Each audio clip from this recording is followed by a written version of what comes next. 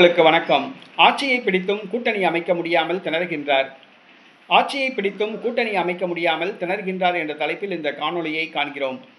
2006 தமிழக சட்டசபை தேர்தல் தமிழக வெற்றிக் கழகம் ஆட்சியை பிடித்தது. தமிழக வெற்றிக் கழகம் ஆட்சியை பிடித்தும் கூட கூட்டணி அமைக்க முடியவில்லை. மே 10ஆம் தேதி திமுக தோழமை கட்சிகளான விடுதலை சிறுத்தை கட்சி, மார்க்சிஸ்ட் கம்யூனிஸ்ட் கட்சி, இந்திய கம்யூனிஸ்ட் கட்சி, காங்கிரஸ் கட்சி, இந்திய யூனியன் முஸ்லீம் லீக் ஆகியவற்றின் ஆதரவுடன் ஆட்சி அமைத்தார் ஜோசப் விஜய்.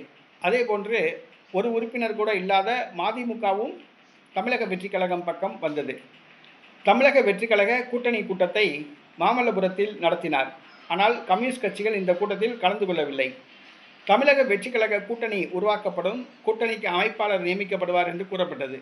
அதாவது தமிழக வெற்றிக் கழக அரசுக்கு ஆதரவு தருகின்ற இந்த கட்சிகளை எல்லாம் ஒருங்கிணைத்து தமிழக வெற்றிக் கழக கூட்டணி அமைக்கப்படும், கூட்டணிக்கு பெயர் சூட்டப்படும், கூட்டணிக்கு ஒருங்கிணைப்பாளர் ஒருவர் நியமிக்கப்படுவார் என்றெல்லாம் பேசப்பட்டது. துணை ஒருங்கிணைப்பாளர் ஒருவரும் நியமிக்கப்படுவார் என்று கூறப்பட்டது. ஆனால் எதுவுமே நடக்கவில்லை. என்னவென்று கேட்டால், ஆட்சியை பிடித்தும் கூட விஜயால் கூட்டணி அமைக்க முடியவில்லை. என்னவென்று சொன்னால், மத்தியில் அடுத்த தேர்தலில் விஜய்தான் பிரதமர், நாளைய பிரதமர், வருங்கால பிரதமர் என்று தவேகாவினர் கோஷம் போட ஆரம்பித்துள்ளனர்.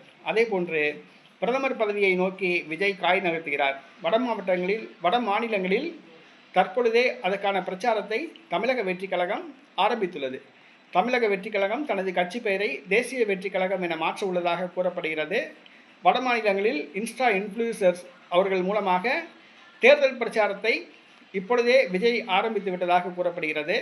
மேலும் தேசிய அளவில் ஒரு கூட்டணியை உருவாக்க விஜய் முயற்சிப்பதாக கூறப்படுகிறது. ஆக காங்கிரஸ் ராகுல் காந்தி பிரதமராக விஜய் ஆதரவு தருவார் என எதிர்பார்த்தது. ஆனால் விஜய் பிரதமர் பதவியை பிடிக்க முயற்சி செய்கிறார்.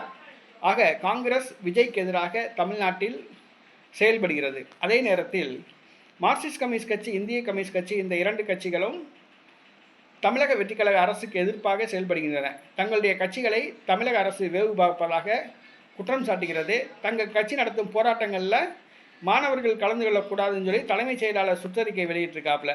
ஆக மார்க்சிஸ்ட் கம்யூனிஸ்ட் கட்சி, இந்திய கம்யூனிஸ்ட் கட்சி ரெண்டு கட்சியுடைய குரல் வலையை நெரிக்க தவேகா அரசு முயற்சிக்கிறது அப்படின்ட்டு பொது வழியில் பேச ஆரம்பிச்சிருக்காங்க. அடுத்ததாக திருமாவளவன் தற்பொழுது தமிழக வெற்றிக் கழக அரசுக்கு பூசி மெழுகிட்டு இருந்தாலும் கூட அவர் எப்போதுமே முதுகில் குத்துவாப்பில்.